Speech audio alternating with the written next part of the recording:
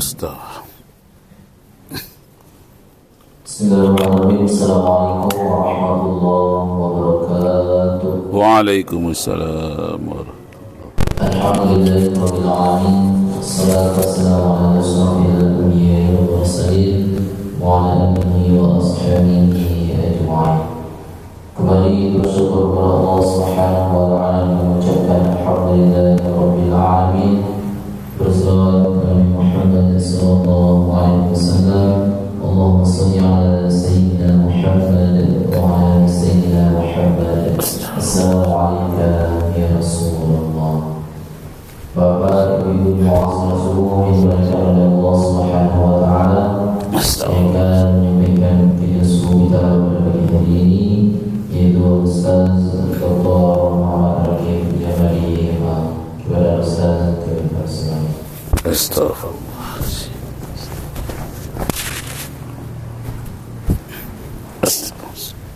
Ya, Ustaz.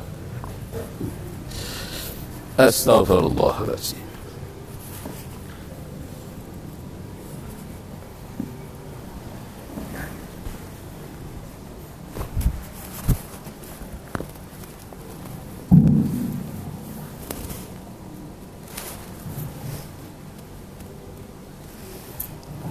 Assalamualaikum warahmatullahi wabarakatuh. Syukur alhamdulillah, kita persembahkan kehadirat Allah Subhanahu wa ta'ala, Tuhan yang maha tinggi dan maha agung, yang telah menciptakan langit dan bumi beserta kedua isinya, dan telah menciptakan manusia dengan sebaik-baik kejadian. Salawat dan salam kepada junjungan alam Nabi kita Muhammad sallallahu alaihi wasallam. Allahumma salli ala sayyidina Muhammad wa ala ali Muhammad. Bapak Ibu kaum muslimin, jemaah Nurul Jannah yang saya hormati, Al-Quranul Karim bercerita tentang ayat-ayatnya di dalam diri manusia. Jadi dalam diri manusia ini banyak ayat-ayat Allah. Artinya tanda-tanda kekuasaan Allah Subhanahu wa ta'ala. Di antaranya yang didapatkan oleh manusia itu adalah perasaan, rasa.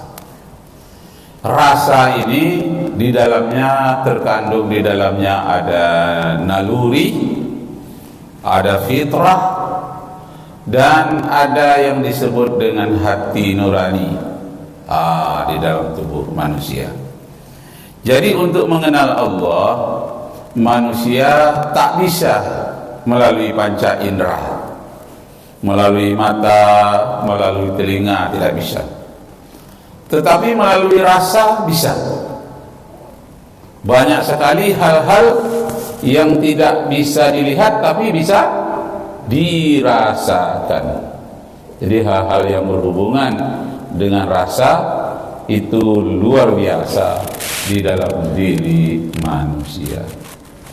Nah, untuk pemeliharaan itu dalam Islam ada kita kenal dengan tujuan dari aturan dalam Islam yang disebut dengan maqasid syariah atau maqasidul hukmi fil Islam. Apa tujuan-tujuannya di dalam Islam itu? Aturan-aturan dalam Islam itu ada tujuan. Antaranya hibzun nafsi, memelihara diri manusia, memelihara jiwa manusia, memelihara perasaan manusia, memelihara akal manusia. Hibzun nafsi, memelihara jiwa manusia. Itu yang harus diperhatikan. Karena itu Islam itu dibekali oleh Rasulullah sallallahu alaihi wasallam dengan 3 hal. Yang pertama iman, yang kedua Islam, yang ketiga ihsan.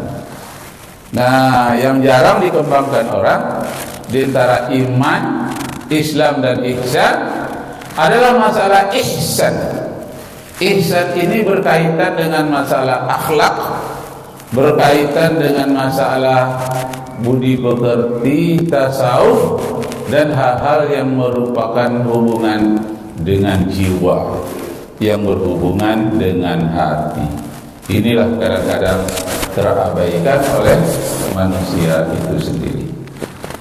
Nah, Bapak Ibu hormat, yang berkaitan dengan diri manusia indah rupanya dibatas-batasi manusia. Kalau tidak dibatasi tidak indah. Saya baru-baru ini dibawa teman makan di rumah makan namanya BBQ, Jalan Soekarno-Hatta. Di situ makan sepuas-puasnya, tidak dibatasi. Ternyata tidak enak. Makan tidak dibatasi, makan sepuas-puasnya, enggak enak rupanya. Saya menyangka makan sepuas-puasnya karena daging banyak, apa semua sepuas-puasnya. Bayarnya 130.000 satu orang. Nah, makanlah sepuasnya. Berapa kuat? Bisa pula dimasak sendiri depan. Ada pula yang sudah dimasak. Apakah enak? Ternyata tidak enak. Saya katakan jadilah sekali ini saja saya bawa ke sini. Kenapa? Tidak enak. Kalau berlebih nanti makanan didenda. Setiap yang lebih itu 50.000. Jadi makanan yang diambil itu harus habis. Kalau tidak habis didenda 50.000 satu item atau satu porsi. Nah, entah kalau nasinya berlebih, denda juga 50.000.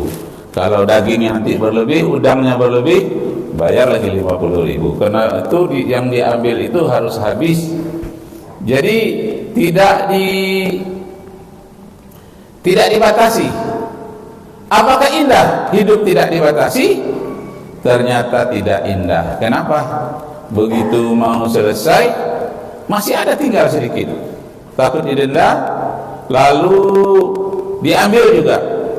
Nah, akhirnya kekenyangan. Kalau sudah kekenyangan apakah indah? Tidak, ternyata tersiksa. Nah, itulah perlunya manusia ini diberi aturan-aturan, dibatasi. Jadi indah hidup itu kalau dibatasi, apalagi yang membatasinya Allah Subhanahu wa taala. Di Prancis ada satu pulau kebebasan. Orang di sana tidak boleh pakai pakaian. Itu janjinya begitu. Kenapa? Di sana boleh pergaulan bebas sebebas-bebasnya. Lalu orang yang pulang dari pulau itu banyak yang bunuh diri. Tak ada kepuasan dalam dirinya. Udah bebas sepuas-puasnya bergaul dengan siapa saja, baik laki-laki maupun wanita di suatu pulau itu spesial. Menurut mereka itulah kesenangan sesenang-senangnya, bebas. Ternyata mereka tak dibatasi itu, mereka jadi terlalu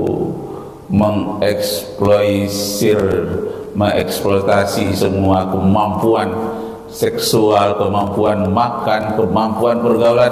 Dia kerahkan semuanya di pulau itu.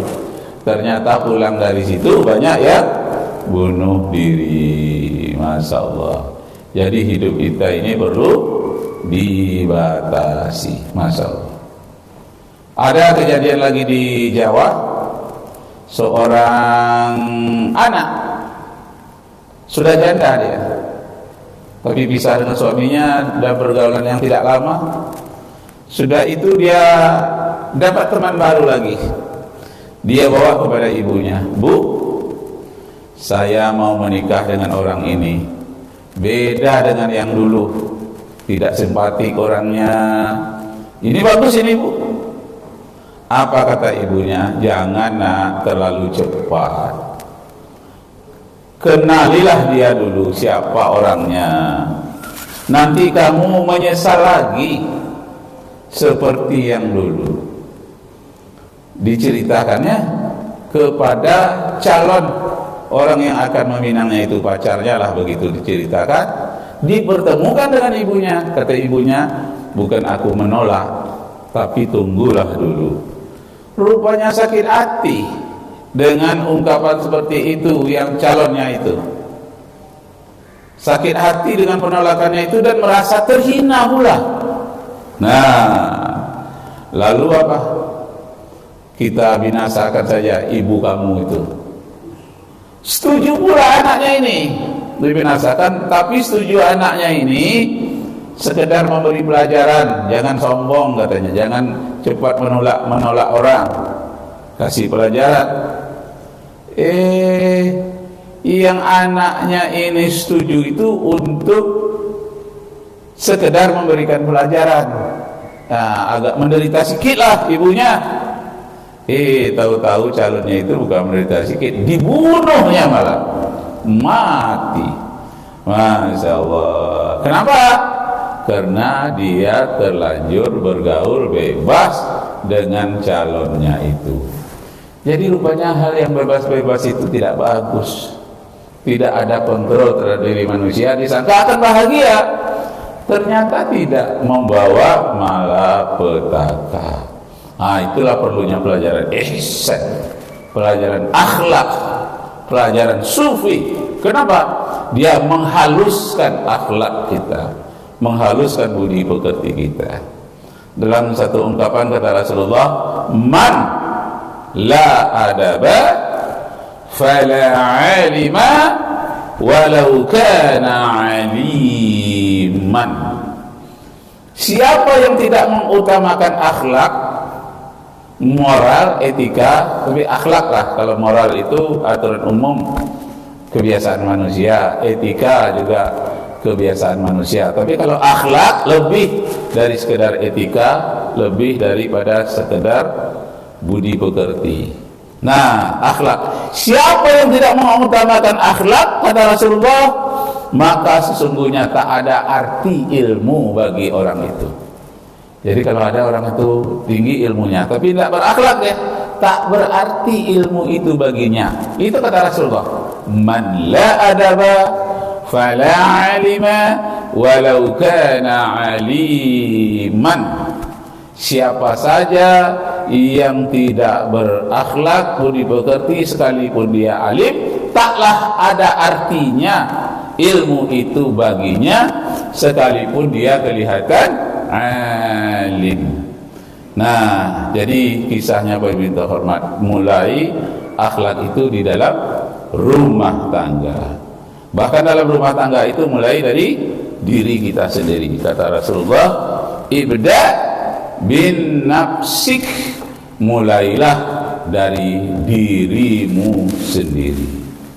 Jadi Bapak Ibu terhormat, dalam kisah yang lain ada seorang anak yang juga ingin menghukum ibunya. Masya Allah, berani dia menghukum ibunya, padahal anak yang sering dimanja. Karena yang selalu mengecewakan kita itu yang kita sayangi, yang kita manja-manjakan.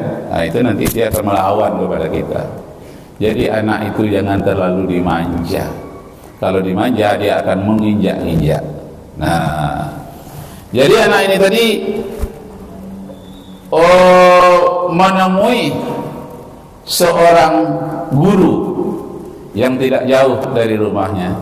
Dia sebutkan, bagaimana caranya saya ingin menghukum ibu saya itu karena tidak menginginkan, tidak menyalurkan, tidak membolehkan apa yang saya inginkan, selalu dibatasi oleh ibu saya, selalu dibatasi. Bagaimana saya menghadapinya itu? Jadi kata seorang guru ini, ginilah, coba kamu ambil pena, ambil 2 lembar kertas. Kertas yang pertama kamu tuliskan seluruh kebaikan yang pernah ada pada ibumu. Buat lagi kertas yang kedua, kesalahan ibumu. Nanti kamu timbang mana yang banyak kebaikannya daripada kesalahannya. Oh enggak, saya menulis kesalahannya dulu.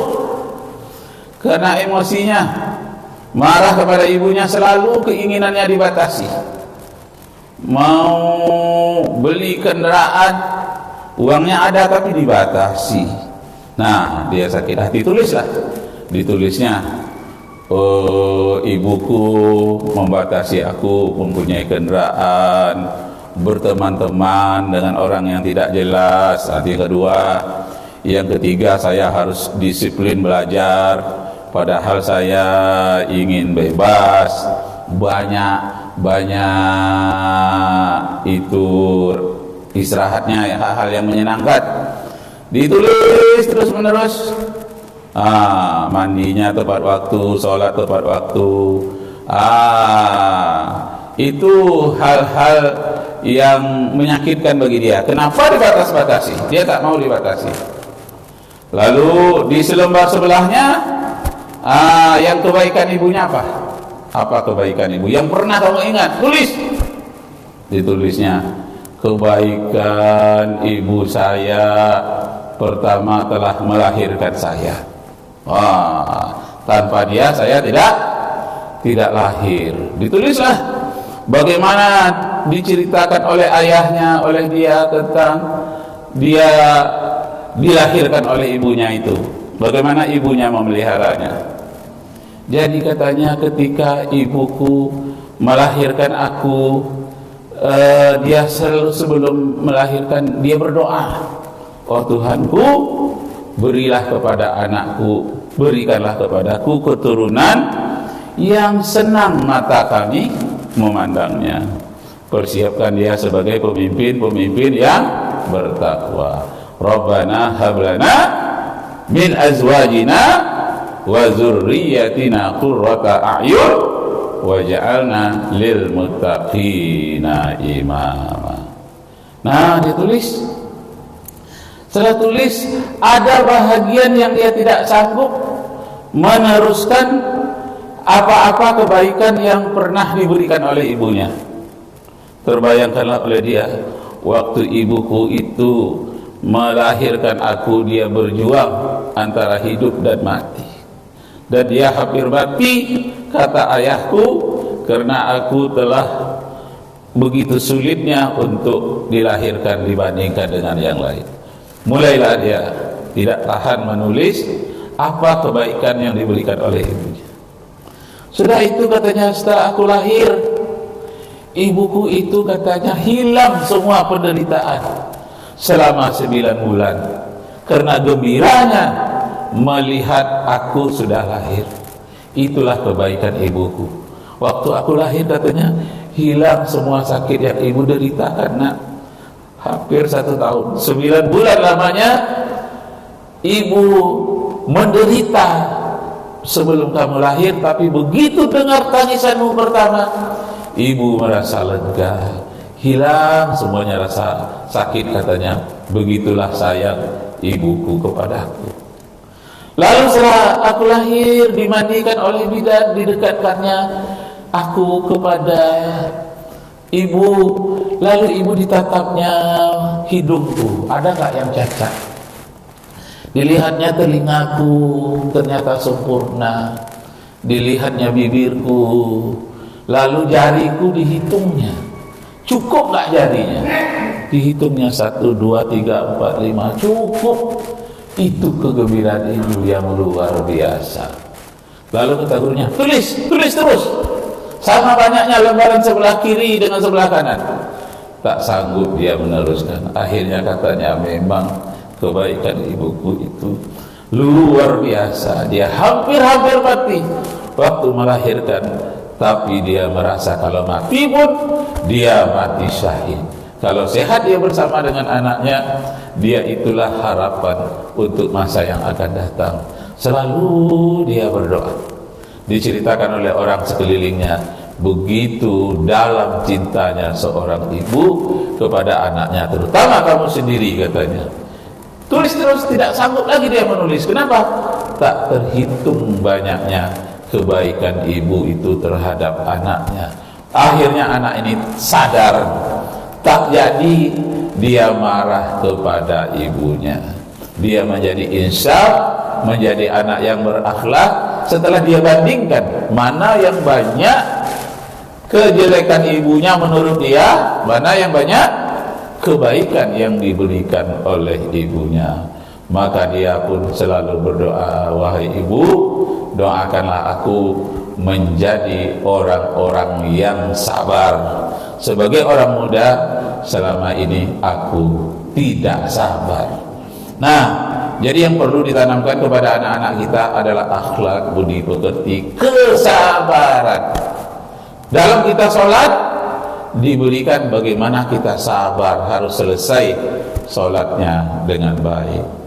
Dalam kita beribadah, ke puasa kita harus selesai sabar, sekalipun keinginan memuncak, ingin berbuka di siang hari, sabarnya, ada waktunya kamu boleh berbuka. Nah, akhirnya dia letakkan pena, dia letakkan buku, dia peluk ibunya. Ibu, kebaikanmu tak terhitung banyaknya. Tak sanggup aku meneruskan nulis. Bagaimana ibu menghitung jariku, jari anaknya dihitung baru lahir. Ya Allah, saking sayangnya kepada anaknya, kagumnya kepada Sang Pencipta, Allah Subhanahu wa taala sangat dia kagumi. Kenapa? Memberikan seorang anak yang cahaya mata, memberikan seorang anak yang ditunggu-tunggu selama ini. Ternyata anaknya lahir sempurna dan tidak cacat kurang satu apapun. Bukankah itu kebahagiaan ibu? Sampai hatikah aku setelah lahir aku kecewakan ayah dan ibuku? Nah, akhirnya dia berpikir dia tidak akan mungkin bisa membalas jasa ayah dan ibunya. Nah, Bapak Ibu kaum muslimin yang berbahagia, tadi malam datang bertamu ke rumah saya Abdul Wahid, tapi bukan yang gubernur, Ustadz. Nah, itu Ustadznya yang baju hitam, teman saya. Katanya saya mau dengarkan ceramah Ustadz. Dibawanya juga ke tempat ceramahnya saya, ke Rimbo Panjang, ada tempat wiridnya. Ceramah pula lah saya di sana. Jadi di mana sering ceramah Ustadz? Ya di Masjid Nurul Jannah, saya katakan. Bagaimana Masjid Nurul Jannah itu? Oh, yang terhebat di Pekanbaru ini, kata saya. Kenapa? Setiap subuh ada kuliah subuh terus. Ustadznya macam-macam. Apalagi kalau ustadznya nggak datang, Pak Imam turun tangan. Pergi kita ke Masjid Agung, tidak ada setiap subuh. Pergi Masjid Ar-Rahman, tidak ada kuliah subuh yang terus menerus. Hanya 2 hari, 3 hari dalam seminggu. Kita setiap hari, Masya Allah. Jadi kagum pula nih Ustaz Abdul Wahid, wah hebat Masjid Nurul Jannah. Iya. Nah, jadi pada pagi hari ini melanjutkan kuliah subuh ini, kita minta sedikit sampai jam berapa nih Pak? Kita 6.15. Masih ada lagi 18 menit ya. Juga menyambung kisah kepada hormat kepada ayah dan ibu, kepada orang tua. Ini penting sekali. Ini nanti disampaikan oleh Ustadz Abdul Wahid, sahabat saya. Jadi pas pula hari Minggu ya, ada istimewanya Ustadz, saya katakan. Kenapa? Kalau pagi Minggu itu ada sarapan bersama lagi. Wah, hebat ya Masjid Nurul Jannah. Kalau pagi-pagi yang lain, sarapan masing-masing. Khusus hari Minggu istimewa. Kenapa? Ada sarapan bersama. Kalau gitu saya mau lihat, mau ikut. Silakan. Karena Ustadz sambung sedikit gaji saya nanti. Iyalah Ustadz katanya. Ya, kita minta Ustadz Abdul Wahid ya Pak Ibu ya. Menyambung sejalan kami kemana-mana. Nah, dari saya cukup demikian, dan Ustadz Abdul Wahid dipersilakan. Assalamualaikum warahmatullahi wabarakatuh. Silakan. Silakan Ustaz. Silakan. Astagfirullah.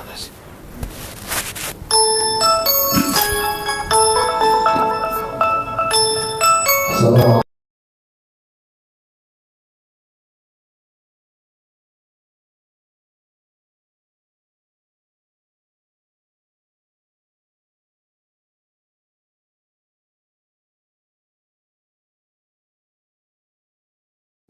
أشهد أن لا إله إلا الله وحده لا شريك له الملك القدوس السلام المؤمن المهيمن العزيز الجبار المتكبر وأشهد أن محمدا عبده ورسوله لا نبي بعده اللهم صل وسلم وبارك على هذا النبي الكريم وعلى آله وأصحابه الكرام